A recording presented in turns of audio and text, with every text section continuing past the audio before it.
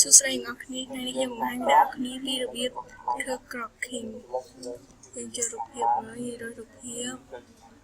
យើងចង់យករូបមួយនេះមកថៃចង់យកមួយនេះហើយដាក់ open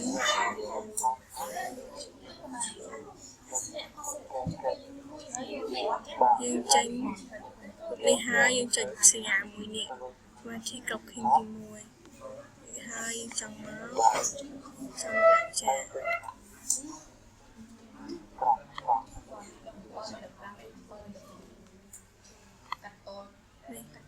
ដូចហើយយើងគ្រីសមកនេះរបៀប crocking ទី1ដូចហើយយើងចង់ crocking ម្ដងយើងចង់ crocking របៀបមួយទៀតមកហើយទីមកដាក់ទីណាដាក់វាមកពីហើយយើងចូលនៅក្នុងនេះយកពាក្យថាវិញខំវិញមក